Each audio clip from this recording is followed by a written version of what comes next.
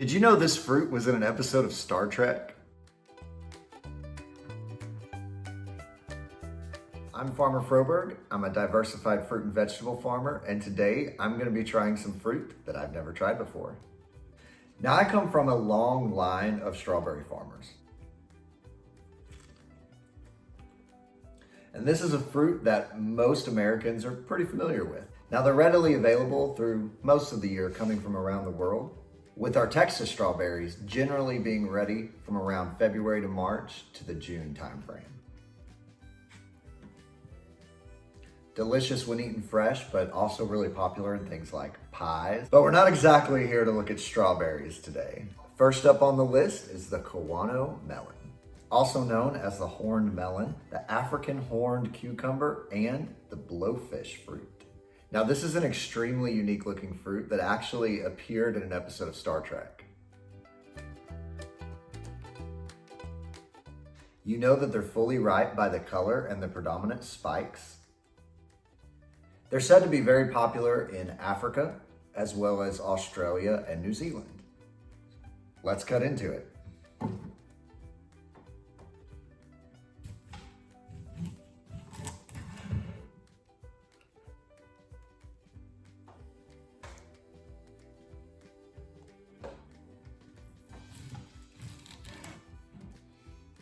It's really weird.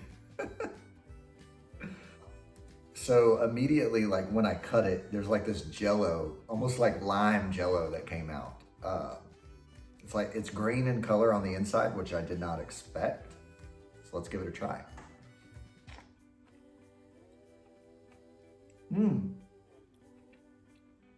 It tastes like something really familiar.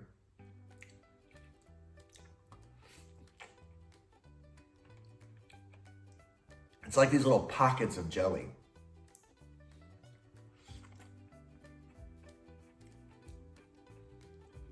It tastes so familiar. It's really good. It tastes so familiar. A banana, that's what it tastes like. It has like this background hint of a banana. It's kind of like a cucumber and a banana. That's what I taste. I'm gonna give the Kiwano Melon a 9 out of 10. I loved it. The Hawaiian Papaya. So green to yellowish when ripe, but you do want them to be more yellow than green. So I've had papaya before, but I've never cut one open and ate it right out of the fruit,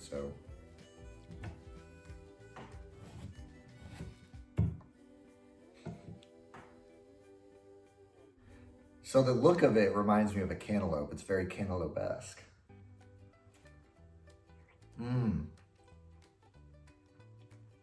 It's so tender. I mean, there's no crunch. It's like you're biting into a cloud.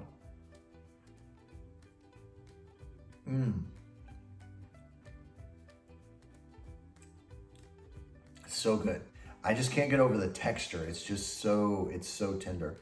It's not sweet, so to say. You definitely get it's not a real strong flavor. It's not real sweet, but it's really good. You can taste the papaya flavor to it. I'm gonna give the Hawaiian Papaya a 7 out of 10. The Plumcot. So I've actually grown nectarplums before, which is a hybrid between a nectarine and a plum. So the Plumcot is similar in the sense that it's a hybrid between the plum and the apricot. So I've never had a Plumcot before, but I imagine it's going to be very similar to the nectarplum. Very fleshy, like a nectarine or an apricot. Remnants of genus Prunus, which is where the genus that all of these plants are in.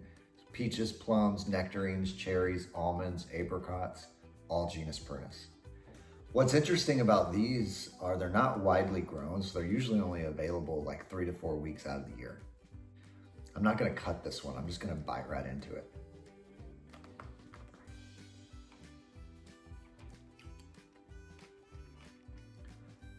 So this specifically is a red Plumcot, which I thought was because of its skin, but I also believe it's because of the flesh. Look how pretty the flesh is.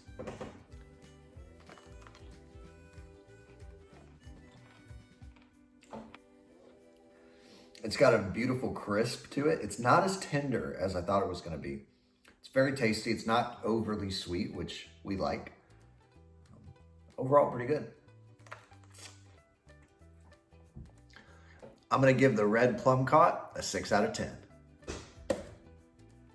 The Honeydew Melon.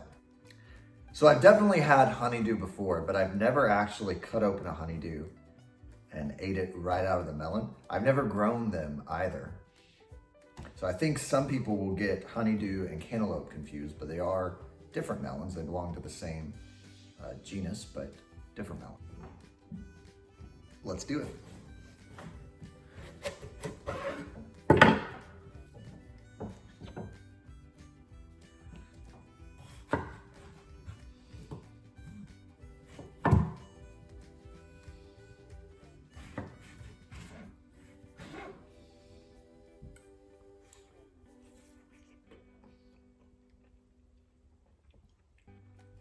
So much better than any honeydew I've ever had.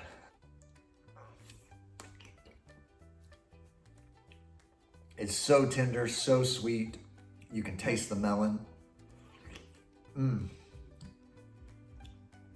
That is so good. Gonna give me a second piece of that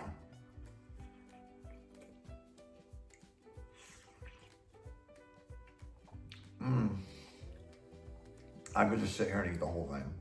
Gonna give the Honeydew Melon a 9 out of 10.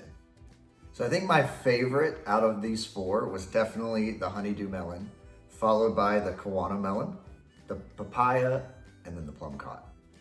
You know, people ask me a lot, what's your favorite fruit? What's your favorite vegetable? And it is hard to pick a favorite. I think what I generally like to talk about is, you know, maybe this specific fruit or vegetable isn't the best to eat raw, but we could use, it's got this use. We could use it for this thing, or we could use it for this. We could use it in pies. So while I do like to highlight the flavor profiles of things when eaten raw, I do understand that a lot of these things could be used to make further processed foods as well. This was a lot of fun. If you want to see me, Farmer Froberg, eat some more fruits or vegetables that I've never had before, leave me some suggestions in the comment section, and don't forget to subscribe.